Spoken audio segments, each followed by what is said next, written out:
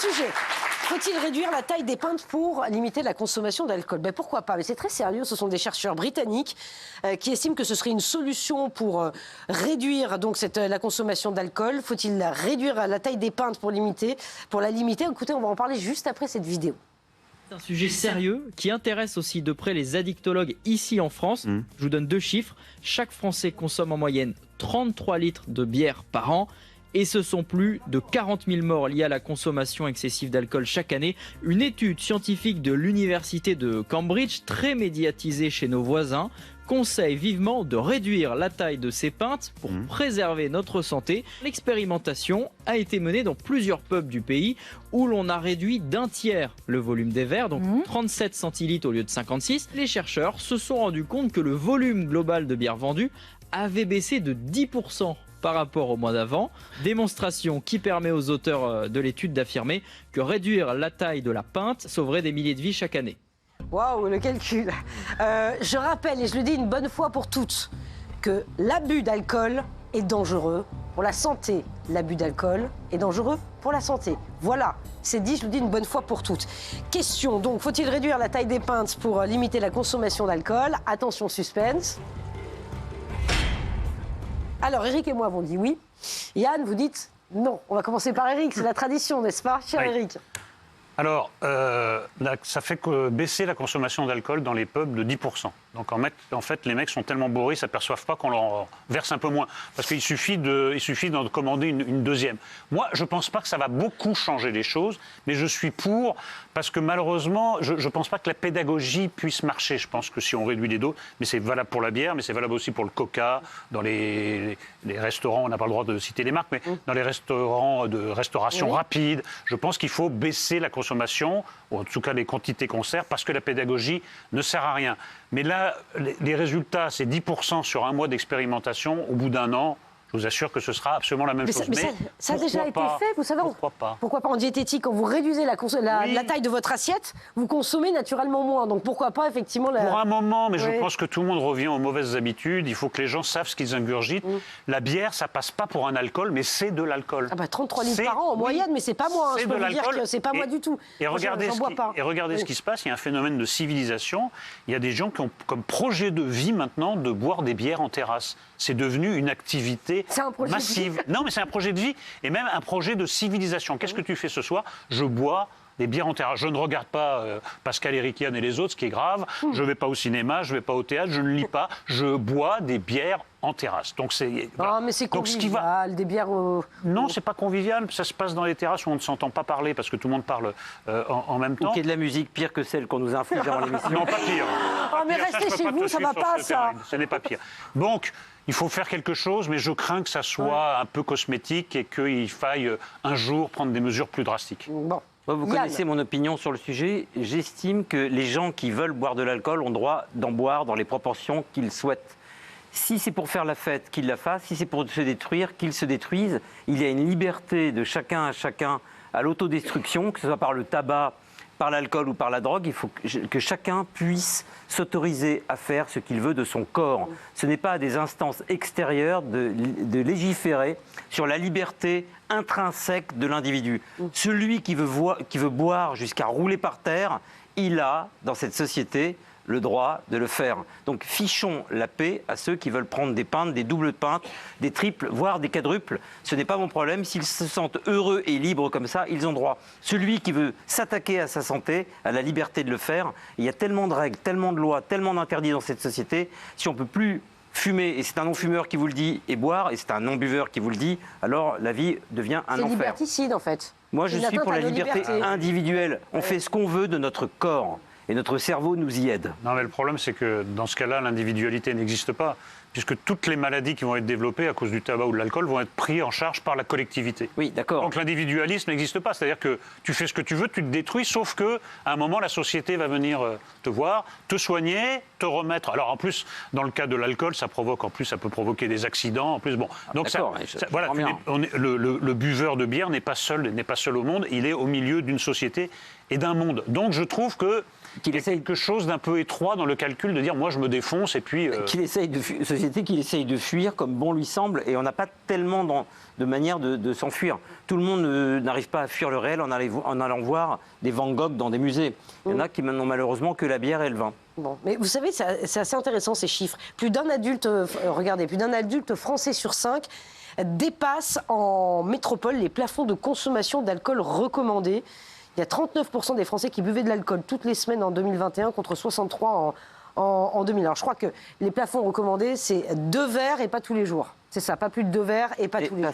2 verres de vin De ce que vous voulez, je sais pas. Moi, non, 2 verres en tout. Parce que... 2 verres en tout Pascal, et pas tous les jours. C'est ça les Ce recommandations. que vous n'arrivez pas à comprendre, ma chère Pascal, c'est qu'il y a des gens qui préfèrent vivre jusqu'à 53 ans en ayant bu plutôt que d'arriver à 80 ans et demi en buvant que de l'eau. Oui. Est-ce qu'on peut les laisser tranquilles, ces gens-là? Il y a des gens qui trouvent que l'existence, c'est chouette, mais pas trop.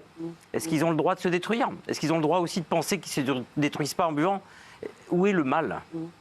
Mais est-ce qu'ils ont conscience? Je suis assez d'accord avec vous. Est-ce qu'ils ont conscience? Fichons-leur la paix, peu importe, ils font ce qu'ils veulent. Non, parce que là, le pays, évidemment, qui est cité en exemple, c'est la Grande-Bretagne, l'Angleterre. Là, quand même, quand on va en Angleterre, il y a quelque chose qui saute aux yeux, c'est qu'il y a une explosion de l'obésité qui est beaucoup due à leurs habitudes dans la boisson, dans l'alimentation. Et ça commence. Je ne crois pas qu'ils en aient conscience. C'est pas quelqu'un qui dit moi je vais bien bouffer, je vais bien boire et puis tant pis. J'ai l'impression qu'ils ne savent pas trop ce qu'ils font. En fait. Ah bon? Regardez la taille des pintes. Alors au Royaume-Uni, c'est si on peut remettre les chiffres, merci infiniment. 568 millilitres. Nous, c'est 18 millilitres de moins en France sur une pinte. 473 millilitres de contenance aux États-Unis. Moi, je dois avouer que vous savez, je peux vous faire boire des choses dans des dés à coudre. Et vous ne reviendrez pas à l'émission demain matin, hein, ah bon, pas demain soir. Vous voulez, qu'est-ce que vous voulez? Non, je veux vous initier à des expériences qui vous restent pour l'instant inconnues, ma chère Pascal. Ah bon, d'accord, écoutez, non, mais je vous remercie. Mais auquel Eric et moi allons nous ouvrir dans les semaines qui viennent. Oui, bah, très bien, non, ça va très bien. Moi, je n'avale rien, je n'ingurgite rien. Non, mais un peu d'absinthe? Non, de l'absinthe. Aussi, mais l'absinthe, c'est très, très fort. Ça dépend. Ça dépend. L'ancienne absinthe, c'était terrible. Là, c'est de l'alcool à 90. Oui, ce qu'on vend maintenant, ce qu'on met quand on a un bobo, sous le nom d'absinthe, ça a été beaucoup édulcoré. On en trouve encore de la vraie. Hein. Ah, la vraie, oui. Au Portugal, vous pouvez trouver de la vraie, par exemple. Ah bon? Oui, bien sûr. Non, mais attendez, moi, j'ai jamais compris ça. Je vous envoie les adresses par... Vous ne buvez pas, Pascal, vous? Non, très occasionnellement, mais honnêtement... Ça veut dire quoi, très occasionnellement? Occasionnellement, si je sais pas, si je suis invité, si vous m'invitez gentiment... D'accord, mais si vous prenez un petit verre, je vais le partager avec vous. D'accord, mais alors ça veut rien dire, très occasionnellement. Est-ce que je sors tous les soirs? Non, parce que je suis ici. Si c'est souvent l'occasion... Non, c'est pas souvent l'occasion, non. Vous buvez? Quel est votre rapport avec l'alcool? Non, moi je bois quasiment pas, mais je comprends pas ce que vous dites, c'est un peu contradictoire, parce que vous buvez un verre chaque fois qu'on fait un bon score, donc en fait... C'est pas vrai. C'est ce que vous nous avez dit, jours, on est leader TNT... Ce serait tous les jours. Ça doit y aller. Non, ça marche pas. Ça doit y aller.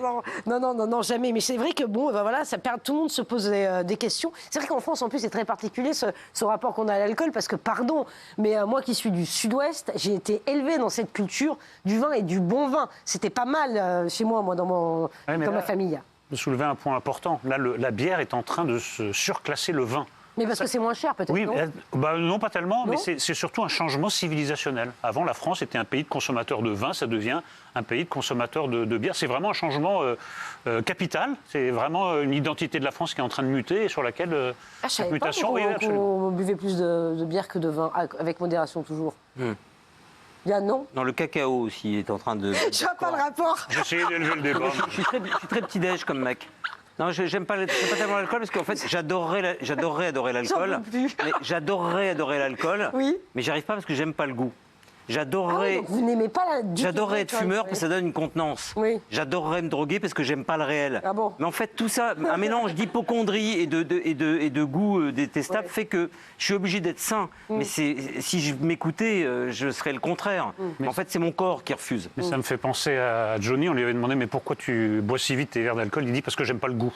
Il a répondu. C'est extraordinaire. Ah, c'est pas vrai. C'est un génie. Ah, ça, c'est un génie. C'est une réponse de génie. génie. Non, mais c'est l'état dans lequel... Bon, enfin bref. Il se dépêchait de... Oui. Ouais. Voilà, donc à consommer avec modération. Et vous, chez vous, qu'en pensez-vous? Faut-il réduire la taille des pintes de bière pour limiter la consommation d'alcool? Non, voilà. Arrêtez de nous casser les pieds. Qu'est-ce que j'aime la France? Qu'est-ce que j'aime les Français? Exactement. Arrêtez de nous casser les pieds pour tout, pour rien. Voilà, parce que c'est vrai qu'on nous rend un peu la vie un peu difficile, on a le droit de rien faire. Pompidou, cessez d'emmerder les Français. Oui, je crois que... Il avait raison quand même. Ouais. Pompidou. Il fumait, il buvait. Ouais. Bon, voilà. Bon, écoutez... Et vous, le public, vous en pensez quoi? Arrêtez d'emmerder les Français, comme dit Yann, levez la main ceux qui sont là. Voilà. Posé comme ça, oui, évidemment. Oui, la question, la façon démagogique. Allez, une question de bonne foi, là. Hein, vous voulez qu'on cesse de vous emmerder ou vous voulez qu'on vous emmerde? Ouais. Vous êtes pour les agressions physiques ou contre? Allez, autre question, il est 18h12, on est en direct sur C8. Faut-il rendre obligatoire les caméras de surveillance dans les logements sociaux? Alors ça, c'est une vraie question et un vrai débat. C'est une députée LR qui a fait cette proposition et qui a déposé son texte à l'Assemblée nationale. Une proposition de loi visant à rendre obligatoire ce dispositif de vidéoprotection dans les parties communes des logements sociaux. Ça a fait beaucoup débat. Je vous propose de regarder d'abord peut-être cette petite vidéo et puis on en parle juste après. Valérie Bazin-Malgras a déposé la semaine dernière une proposition de loi visant à rendre obligatoire la vidéosurveillance dans toutes les parties communes des logements sociaux. Ça concerne l'intérieur comme l'extérieur, dans les halls, les parkings, dans le local à poubelle par exemple. Ça peut être aussi une idée. Une nécessité de sécurité pour les habitants bénéficiaires et pour la protection des biens communs financés par la nation, explique-t-elle. L'objectif, c'est de préserver ce patrimoine et éviter les dégradations et les actes de vandalisme. Le dispositif serait à la charge des bailleurs sociaux. La députée suggère même de les financer cette mesure par une augmentation de la dotation globale de fonctionnement versée par l'État aux collectivités locales. Et en cas d'incident, les enregistrements vidéo pourraient fournir des preuves cruciales dans les enquêtes policières, selon elle. Alors, question, faut-il rendre obligatoire les caméras de surveillance dans les logements sociaux? Suspense. Je sais ce qu'on a ce soir, on est déchaînés. Vous avez bu, Pascal? C'est la bière. Mais ça va pas. C'est les pintes. C'est les pintes, ouais. Vous êtes peinté, ma chère. Vous êtes peinté. Alors. Je bois pas de bière. Voilà, je fais baisser la moyenne nationale. Donc on est tous d'accord. Oui, les caméras de surveillance dans les logements sociaux, très bonne idée. Bah ouais. Très bonne idée. Bon, le seul truc, c'est qu'elle risque d'être dégradée très rapidement. Oui, bah oui. Mais c'est une excellente idée sur le papier. On mettra d'autres caméras pour surveiller les caméras, c'est pas grave. Oui, mais et ainsi de elles sont suite. dégradées. L'idée est bonne, mais est-ce qu'elle est applicable? Non, mais moi, je dis 2 fois oui, pour les raisons qui ont été explicitées dans le reportage. Oui, parce que voilà, ça permet de surveiller le patrimoine. Et puis surtout, contrairement à ce qu'on entend dire un peu partout, la sécurité est un thème de gauche. Pourquoi? Parce que la délinquance s'attaque aux plus faibles, aux plus pauvres, et c'est eux qu'il faut protéger. Donc dans les logements sociaux, il faut effectivement plus de surveillance. Vous comprenez que ce n'est pas dans un immeuble du 16e ou du 7e qu'on demande la permission au dealer de rentrer chez soi ou de recevoir de la famille pour son anniversaire. C'est dans des HLM ou dans des logements plus modestes. Donc oui, pour préserver ce patrimoine, et oui, pour protéger les plus faibles. Et il y a quelques années, vraiment, cette histoire de caméras de surveillance faisait débat. C'était considéré vraiment comme un dispositif fasciste. Les choses ont changé, on a compris que ça aidait beaucoup la police et que ça protégeait les plus faibles d'entre nous. Donc, je ne dis pas 2 fois oui à présent, mais 3 fois oui. Oui, c'est vrai, les caméras de surveillance, c'était considéré comme étant liberticide il y a quelques temps, mais je suis assez d'accord avec Eric, les choses sont en train de bouger. Ça pourrait nous permettre de nous protéger. Ma chère Pascal. Oui, mon cher Yann. Les gens se filment toute la journée. C'est vrai. Ils ont un ongle incarné. C'est vrai, vous avez raison. J'aime pas qu'on me pointe du doigt. Et qu'on dise que vous Ça avez fait caméra de surveillance. Quand ils ont un ongle incarné, ils le filment. Quand ils soufflent une bougie, ils le filment. Quand ils vont faire uriner leur chien, ils le filment. Les seuls endroits, les seuls moments de la journée où ils ne veulent pas être filmés, c'est quand ils font des conneries. Et encore, et encore. Et finalement, je me suis fait cette remarque un jour que pendant des années, on a critiqué la Stasi, vous savez, ce régime policier en Allemagne de l'Est. On a critiqué tous les régimes autoritaires. Mais la démocratie, aidée par la technologie, a réussi ce tour de force de réaliser le rêve de la Stasi. C'est-à-dire qu'en fait, les individus, pieds et poings liés, sans qu'on leur demande quoi que ce soit, se filment toute la journée et donnent, sous forme de caméras de surveillance autodigérées, toutes les informations qu'on veut à tout le monde, y compris ceux qui n'en ont pas besoin et qui ne le veulent pas. Et en fait, le rêve des dictatures a été incarné par la démocratie. Alors, les amis, vous êtes bien gentils. On vous filmera également dans les cages d'escalier d'HLM, puisqu'on a assisté à votre douche, à votre coucher, à votre petit déjeuner et à la promenade de toutou. Vous serez aussi là quand vous agresserez les mamies. C'est brillant. Non, mais c'est brillant. C'est brillant. Je suis d'accord, c'est très. Non, mais c'est vrai. Ça n'a pas l'air d'émouvoir le public, hein, mon brio. Monsieur, applaudissez Yann, parce que franchement, s'il vous plaît. Merci. Voilà. Là, d'accord. Sinon, il ne va pas être bien. Là, d'accord. Il va avoir un petit malaise. Parce que l'excellence est le mode ordinaire de Yann. Donc on n'applaudit pas à chaque C'est fois. sympa. Oui, mais ça réchauffe le cœur. Oui, je comprends. Après, je me suis laissé dire que même sur ce plateau, il y aurait des caméras de surveillance. Ah, je ne sais pas. Que vous nous êtes- serions vous croyez filmés. Je ne veux pas le croire. Je Non, veux pas le croire. non. Non, mais en Pas fait, ici. Yann a raison, ça s'est démocratisé. Avant, le seul qui se donnait en spectacle comme ça, c'était le roi.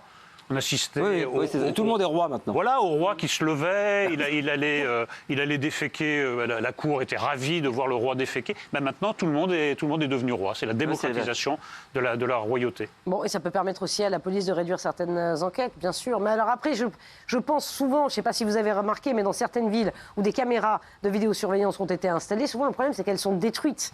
Elles sont détruites et qu'on n'a pas toujours les moyens de contrôler et que ça coûte beaucoup d'argent aux collectivités. Ben, la sécurité a un coût. La sécurité a un coût, mais je pense que le ratio entre ce que ça coûte et ce que ça rapporte en termes d'enquête élucidée, etc., je pense qu'il n'y a pas de débat.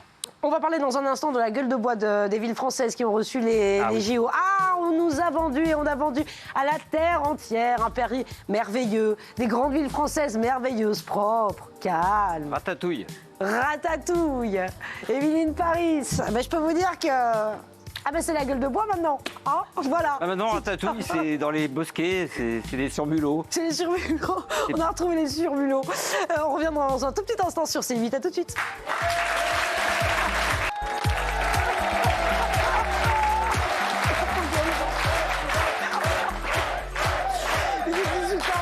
Merci d'être avec nous, on est en direct sur C8.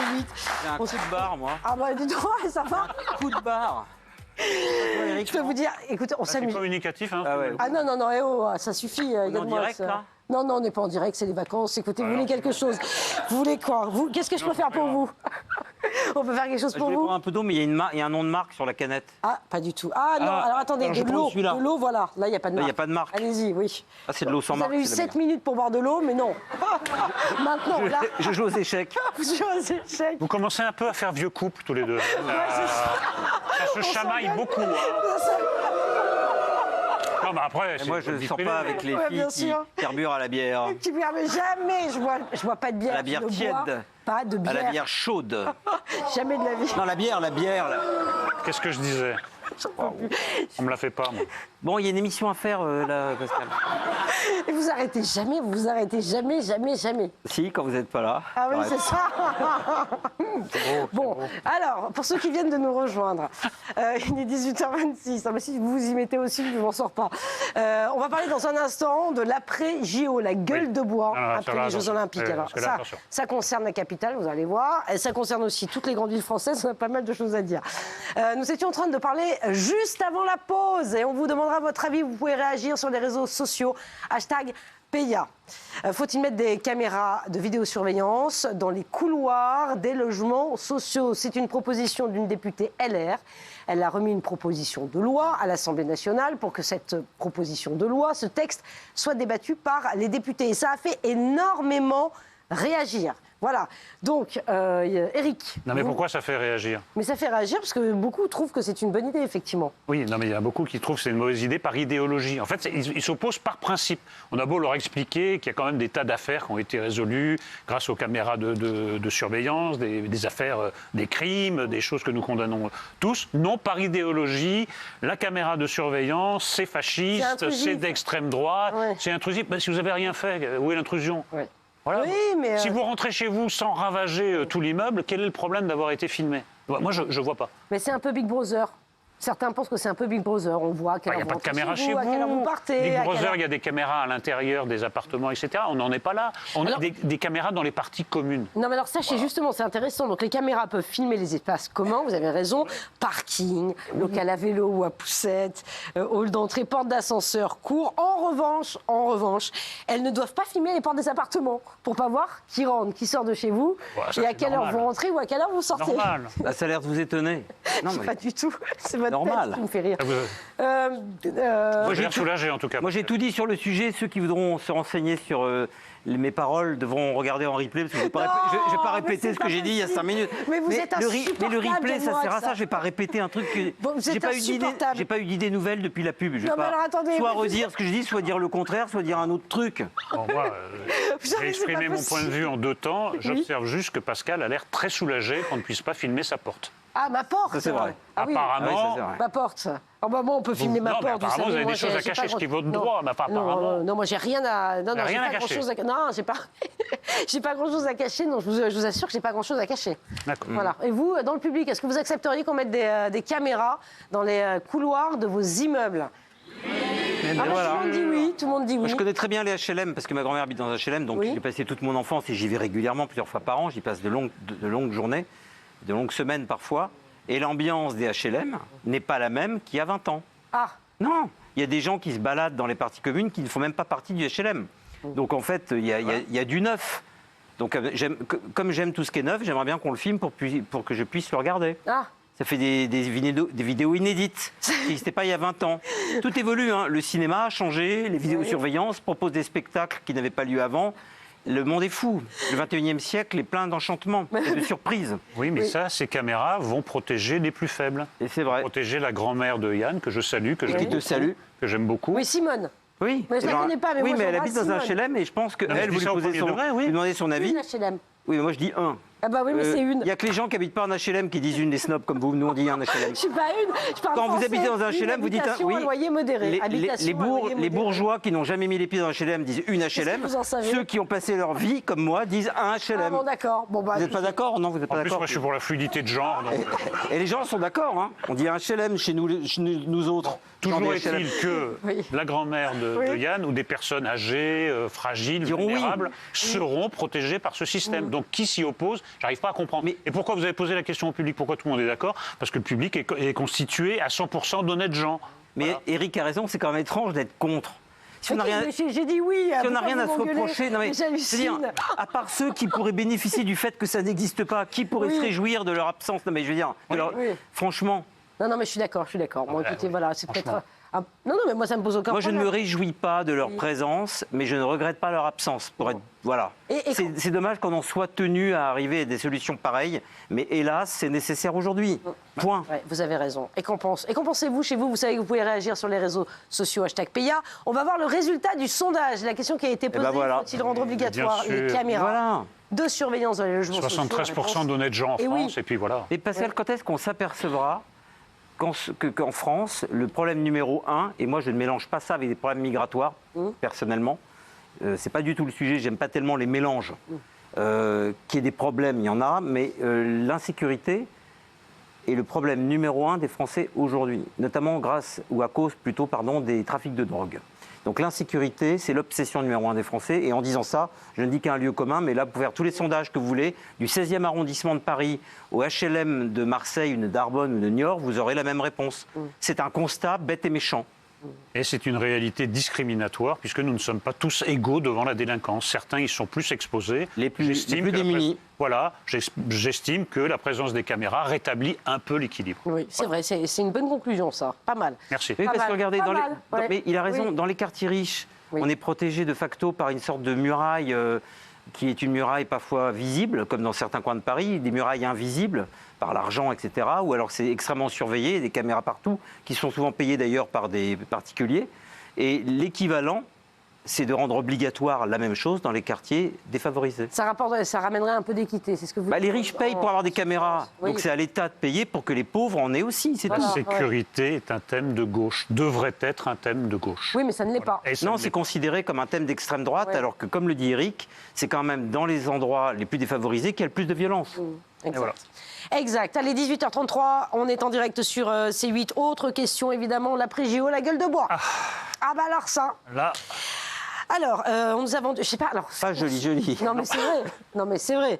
Pourquoi on en parle? C'est vrai que ça a été un véritable succès, mais depuis la rentrée, c'est un retour à la normale. Et ça se fait sentir ces dernières semaines avec un retour significatif de l'insécurité. Il faut dire, il y avait tous les flics de France et les gendarmes de France à Paris. Donc c'était assez simple. Vous ne pouvez pas faire un mètre sans avoir des policiers et des gendarmes. C'était d'ailleurs assez confortable Ah bah oui. pendant cette période. d'un point de vue d'honnêtes gens, oui. Oui, d'un point de vue de notre gens. Alors il y a Qui un n'aiment mois. ni les flics ni les caméras trouvent que. Voilà. Oui, il y en avait trop. Il y a un mois, il y a eu une rixe violente dans un quartier du 18e arrondissement. Une situation qui est devenue rare pendant les Jeux. Il n'y avait pas de rixe, en fait. Il n'y avait pas d'altercation. Il n'y avait pas les Parisiens non plus. Vous allez me dire, appelle les le Parisiens Rixe étaient zéro. partis. Le rixe zéro, c'est pas mal. Ah, vous pouvez applaudir? Non, c'est pas mal. Moyen, il faut applaudir ça quand même. va. Je trouve ça bien. J'en ai une autre, Pascal, j'en ai une autre. Allez-y, Je suis jaloux. allez-y. Non, il y a les quartiers riches et les quartiers rixes. Ah, pas mal, pas mal. parce que, pas mal. je voulais pas le laisser tout seul. Applaudissez Yann, bien. sinon il va râler. Je ne sens pas dans un c'est bien. jour, là. Bon. Non, c'est pas On mal. fait ce qu'on peut, hein. Ouais, non, après non, 3 pintes. Ah, oh. Je me maintiens. Je vais faire la même chose, Pascal. Mais d'accord, ok, il n'y a pas de problème. Écoutez, je vais demander. Et Sans on faux nous apporte ça tout de suite. Straight no chaser. La ville de Paris a-t-elle été abandonnée après les JO? Regardez cette vidéo, on en parle juste après. La violente rixe se déroule en plein Paris il y a 3 semaines. 50 membres de la communauté afghane s'affrontent avec des bâtons et des armes blanches. Michel habite le quartier depuis 13 ans. Elle a assisté à la scène. J'ai vu des gens qui couraient dans tous les sens. De l'attaque à la machette, dans mon quartier, en France, à Paris. La peur d'être agressée la pousse à adapter ses habitudes. J'ai une tenue spéciale, c'est-à-dire invisible. Pour les femmes, c'est pas si évident que ça. Au rixe s'ajoutent les vendeurs à la sauvette qui saturent par moments l'espace public et les nombreuses ventes illégales de cigarettes. Certains commerçants constatent une baisse allant jusqu'à 30% de leur chiffre d'affaires. Ils réclament davantage de sécurité. Sollicité, la mairie de Paris n'a de son côté pas donné suite à nos demandes. Non mais c'est quand même incroyable ça. Retour des vendeurs à la sauvette, les rixes, la violence. La ville de Paris a-t-elle été abandonnée après les Jeux Olympiques? On parle de Paris, mais on parle aussi des grandes villes françaises qui ont reçu les Jeux Olympiques. Suspense et réponse. Mais vous êtes vert? Non, non, non. Ok, C'est plus vert. ça c'est le mot de trop. Hein. Non, non. Au revoir. Vous retirez ce que Vous avez vous dit avez la dit, même hein, chose que Pascal, moi, vous non retirez le mot vert, sinon c'est rouge ou noir ou blanc. C'est vrai, c'est rouge ou Ou noir. rouge Voilà, ou c'est bleu, vraiment- mais pas vert. Hein. Mais non, mais je Non, sais j'aurais pas, dû vous vous avez une prévenir, drôle de Pascal. lumière. Là, c'est la Non, le boulette. vert, non, Ouais. ça porte malheur sur les plateaux, c'est le la boulette. vert. C'est vrai, mais je sais Et pas, vous le savez êtes très bien. jaune. N'importe Non. quel comédien, jaune ça va, mais vert, vous savez que sur un plateau, ça porte malheur. Est-ce que vous croyez que c'est encore... Ah, vous êtes superstitieux. Ah non, j'étais pas dans le débat de la dernière fois, donc c'est Vous bon. n'étiez pas superstitieux. Oui, alors c'est bon. Vous nous Alors avez c'est bon. menti. Vous nous avez menti. Ouais, vous avez menti ce jour-là. C'est ouais. vrai. Vous êtes Non, superstitieux. c'est qu'en fait, je suis revenu, donc oui, je mens pas. D'accord, Pas oui. superstitieux. Non. Bon, alors. Allez, allez. Oui, mais allez. Quelle heure il est, là? Vous êtes Où d'accord ou pas? On en qui? La ville de Paris. Éric d'abord, on a dit. Bon, faire un petit Allez. rappel, je vais Cet faire un homme petit est rappel odieux. historique. Je vais faire un petit rappel historique. Voilà. Au XVIIIe siècle, l'impératrice Catherine II voulait inspecter son empire, la Crimée. Oui. Et il y a une légende qui dit qu'un de ses ministres, M. Potemkin, a fait dresser sur son passage des faux villages, juste les façades en carton-pâte. Et l'expression est restée dans le langage courant de village Potemkin. Nous avons eu une capitale Potemkin. C'est-à-dire pendant 15 jours, 3 semaines, un peu plus, ça a un peu débordé, un peu avant, un peu après. On a eu une capitale qui, en effet, ressemble à ce qu'on voit dans Émilie in Paris, dans Le fabuleux destin d'Amélie Poulain, dans Ratatouille, c'est-à-dire une capitale propre, une capitale Le mot ratatouille, à chaque sûre. fois, ça me le fait. Bon, qu'est-ce qui s'est passé? Après le passage de l'impératrice, on a démonté les villages Potemkin, et après les Jeux Olympiques, on a démonté Paris. Alors, Pas encore tout, hein. D'ailleurs, ça traîne un peu. ah non, oui. pas les équipements, mais en tout cas, le dispositif sécuritaire, lui, a été démantelé. Les équipements, vous avez parfaitement raison, c'est très lent. Place lent. de la Concorde, ils enlèvent enfer. boulon par boulon. Bon. Ah, mais mais c'est vrai. ils s'appliquent pour pas être dans la précipitation. Bon. Alors, il y a deux scoops. Il y a deux scoops. Le premier scoop, c'est apparemment, je parle avec beaucoup de prudence, il y aurait un rapport entre le niveau de présence policière et le niveau de délinquance. C'est le premier scoop. Bon. Le deuxième scoop, il paraît qu'à Paris, il n'y a pas que des touristes, il y a des gens qui vivent, qui travaillent, qui se déplacent, qui s'appelleraient des Parisiens et qui aimeraient bien Vivre en paix. en dehors des Jeux Olympiques ou d'événements comme ça internationaux, ils puissent se déplacer en paix et sans slalomer entre les merdes de chiens ou les papiers gras. Voilà, c'est tout ce qu'on demande. Mais simplement, c'est tout pour le show, c'est tout pour le village Potemkin. Maintenant, c'est retour à la normale. Et la normale, c'est que Paris n'est pas une ville sûre et n'est pas une ville propre. Et les grandes villes dont nous parlons aussi, c'est la même chose. Voilà, la même chose. Et en plus, il y a des embouteillages monstrueux à plusieurs titres. Donc effectivement, parce que tout n'a pas été démonté quand même, quasiment un mois après la fin des JO. Et le périph' est passé à 50 sur une portion du périphérique. Oui. Je peux vous dire que Soraya, qui est la coiffeuse, notre coiffeuse en coulisses, qui prend le périph', me dit mais c'était un enfer, les 50 km/h. Et ça va être applicable partout. Yann Moix. Alors, en fait, Éric a presque tout dit. Je vais essayer de le dire un peu autrement. Le cynisme politique est sans borne. J'ai toujours su, effectivement, que après les Jeux Olympiques, les fleurs ayant une bonne fois pour toutes fané, le dépotoir qu'on avait redeviendrait à l'identique. Ce qui est fascinant là-dedans, c'est qu'on voit à quel point la volonté politique peut tout en un minimum de temps. C'est-à-dire qu'en 3 semaines, près du Trocadéro, les joueurs de Bonneto étaient repartis au fin fond de la Roumanie. Les vendeurs de Tour Eiffel, soit il y avait des cars qu'ils avaient éjectés à Orléans, ce qui est vrai, ce qui est avéré. Moi, il ne me dérange pas, c'est Non, mais- partie du décor de Paris. Non, Je mais sais pas bon. pourquoi. Ah bah oui. Non, mais attendez, on va arrêter la démagogie. Mais quoi? Non, mais c'est On pas a- de la démagogie. Non, mais c'est Moi, pas j'adore ça. les petites tours Eiffel Mais qui c'est brillent. pas ça, oui, on n'a c'est rien ça. contre les êtres humains qui essayent de Bah, gagner leur vie. Non, mais Moi, ça me dérange pas. Pascal, pardon.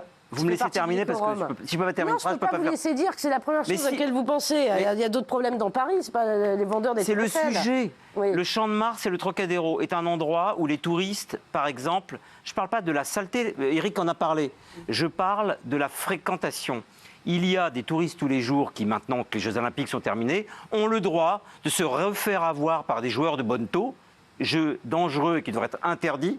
Moi, ça me dégoûte, les joueurs de bonneteau, ça me donne la nausée. Et qu'il est ce que c'est. C'est Je trouve ça interdit. C'est quoi, insupportable. on trouve une balle sur Non, ça c'est des cartes, vous essayez de choisir la carte, etc.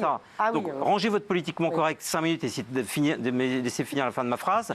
Les touristes parisiens qui arrivent en toute innocence au Trocadéro pour voir la Tour Eiffel ont de nouveau le droit de se faire avoir par ces joueurs de bonneteau. Le petit jeu de chat et la souris entre les gens qui viennent vendre des petites Tours Eiffel et la police recommence parce qu'avant, il y avait plus de policiers que de vendeurs. Maintenant, il y a un policier pour 200 vendeurs. Donc les touristes se plaignent aussi. Non mais c'est une question de fréquentation et pas simplement de saleté. Les êtres humains ne salissent pas. Ils ennuient les touristes. Et je vous le redis, parce que j'en ai été le témoin, les vols de Séoul-Paris, il y a des cours particuliers ou des cours de groupe, pardon, pour savoir comment on va s'en sortir une fois qu'on arrivera à Paris. Donc ce qui est cynique là-dedans, c'est que on nous a montré que c'était possible quand on le voulait bien, mais il faut qu'il y ait une cause extérieure suffisamment sévère pour que le travail soit fait. Mais une fois que ce n'est plus filmé pour le monde entier, Paris a de nouveau le droit d'arnaquer ses touristes, de les mettre en situation d'insécurité, parce que les joueurs de bonneteau, c'est quand même de l'escroquerie. Parfois, c'est des milliers d'euros qui partent. Justement, un petit micro-trottoir à propos de ces joueurs de bonneteau. Hein. Regardez, il va aller, c'est pas grave, regardez. Les Jeux Olympiques, on a bien vu que c'était beaucoup mieux pour les touristes, et puis pour les Parisiens, j'imagine aussi. D'avoir beaucoup moins de vendeurs à la sauvette et d'arnaques, etc. Pour d'autres, en revanche, ces désagréments qui perturbent l'activité des commerçants sont profondément agaçants. Quand j'arrive, ça me déstabilise. Alors qu'on arrive tranquillement pour faire la visite, tout de suite, on est stressé parce qu'on se dit qu'est-ce qui va se passer ? À droite, on voit les joueurs d'argent. À gauche, on voit les vendeurs à la sauvette, on voit la police, on voit beaucoup d'agitation et la visite, elle est cassée. Oui, Pascal, votre politiquement correct à la petite semaine, qui est en plus toute hypocrisie, parce que vous pensez le contraire une fois que l'émission se termine. Oh là là. Non, mais c'est la vérité. Il faut arrêter, Pascal. En fait, les gens sont d'accord avec moi. Ils en ont marre d'aller voir la Tour Eiffel et que 15 personnes viennent leur vendre des coca à 15 € pièce, sachant qu'il y a des vendeurs à côté homologués qui payent des taxes hors de prix pour avoir le droit d'en vendre. Les gens ne supportent plus de se faire arnaquer au bonneteau. Il y a un problème de fréquentation dans ce lieu qui est le lieu le plus touristique du monde. Et si vous voulez bien arrêter 20 secondes de vous indigner pour une petite phrase que je dis qui est la même que tous ceux qui sont interviewés ici, alors je reviendrai peut-être demain. Mais ce n'est pas sûr. C'est pas vrai. Ce n'est pas sûr. Mais non. Maintenant. Mais j'en ai marre maintenant. Pascal. On ne peut pas finir une phrase. J'en ai marre de cet emploi. Pour prolonger ce qu'a dit Yann, j'ai assisté à une scène à laquelle vous n'avez probablement pas assisté. Mais Apparemment. non. Elle est dans les quartiers super bourgeois de Paris. Qu'est-ce que vous en savez ? Ces vendeurs On saurait, j'en sais rien. Vous en savez Mais j'ai envie de rien. le penser. Ah oui, d'accord. Ces vendeurs de Tour Eiffel. Oui. Comment, à votre avis, d'où vient la marchandise? Vous Non, nous on est expliquez bien d'où ça d'accord, vient. c'est Non, je vous des explique raisons. d'où ça De la vient. de Chine. Il y a une mafia. Non, Ouais. on s'en Non, c'est fout. une mafia, c'est une Il y a mafia. une mafia qui, le matin, distribue. Mais bien sûr. Voilà, et qui les oblige à faire un certain chiffre d'affaires. Ce sont des gens qui sont exploités comme souvent C'est pour la ça qu'on petite n'en veut pas à délinquance. ces gens-là, ce sont des pauvres gens. Mais oui. Ce sont des petits délinquants exploités par des gros délinquants. Enfin, de toute façon, moi, je ne fais même pas le détail. Je veux vivre dans une ville qui ressemble à celle que j'ai connue pendant les Jeux Olympiques. Voilà, c'est tout. D'ailleurs, j'ai vu que M. Barnier, dans son discours de politique générale, disait que maintenant, à l'échelle de la France, on allait s'inspirer du dispositif parisien pendant les Jeux Olympiques. Vous voyez bien que, apparemment, le bon sens, le sens commun est de ce côté. Et quand M. Barnier partira, Il faut recruter. Oui, mais combien ça coûte l'insécurité? Ouais. Ah non, mais je suis entièrement d'accord avec vous. Non, mais où Pascal, va-t-on trouver l'argent? Parce que les qu'il faut gens recruter des fonctionnaires, de police, des gendarmes. Que les gens se rassurent, le public et les téléspectateurs. Quand je vous moleste, c'est par pure amitié. Bah oui. C'est vrai que je ne sais pas où vous habitez, je ne connais pas vos idées politiques. Donc ça reste du registre de la plaisanterie entre nous. Je ne me permettrai pas de... Voilà. Non, parce qu'après, il y a des gens qui disent, mais donc, je ne sais pas où vous habitez, je ne veux pas le savoir, et je sais que les discours que vous tenez en coulisses sont généralement les mêmes qu'à l'antenne. Non, mais c'est pour pas qu'il y ait d'ambiguïté. Ah, oui, vous avez raison. Vous n'êtes pas duplice. Et je ne suis pas une victime de Yann Moix. Non, mais c'est vrai quand même, bien. Pascal, ce qui me choque, c'est vraiment le cynisme. Tout est possible sur un temps, et on nous le montre. Regardez ce que ça serait un Paris idéal. Et une fois que les Jeux sont partis, Et oui, mais c'était comme dans un rêve. Bah oui, mais le problème, c'est que voilà, il faut. C'est fou, mais on recruter. rêve de Ouais. sécurité, Pascal. Mais C'est oui, je horrible. sais, tout le monde, On rêve de j'imagine ça. que tout le monde C'est rêve pas normal de sécurité. rêver de ça. On a tous envie de vivre dans un calme.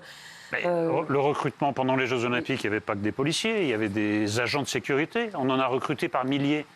Pourquoi tout d'un coup c'est pas possible? Écoutez, la On n'a sécurité. plus d'argent. Non, mais On est écoutez, dans le rouge vif. Oui, enfin on en trouve pour autre chose. Donc Oui. voilà. Et ensuite, c'est quand même un des thèmes de préoccupation principaux des Français. Ouais, et la propreté L'insécurité. peut-être aussi, parce que Paris La est propre propreté. aussi. Pardon, mais c'était pareil. Mais Paris est regardez, propre près des pendant les Jeux Champs-Élysées, Olympiques.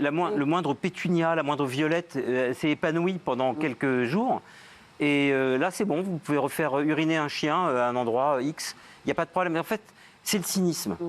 C'était très très beau 3 semaines. C'est horrible en fait. C'est un coup de baguette magique et maintenant tout est aboli, tout est éteint.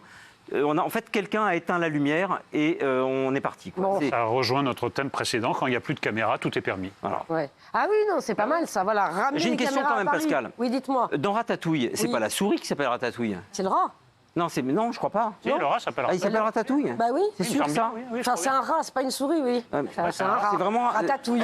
C'est sûr de ça. Hein. Ah oui, Ratatouille, c'est le nom du rat. Ah oui, Mais je vous crois bien. croyez Oui, que c'est le nom j'ai un de doute. J'ai un oui, doute oui. parce que j'ai l'impression que Ratatouille c'est autre chose, c'est un Ah nom non, c'est générique. Rémi le rat. Mais oui, c'est Rémi. Mais la ratatouille, c'est qui? Mais c'est qui Ratatouille? Ratatouille, c'est un mec ou mais c'est un nom de resto, non?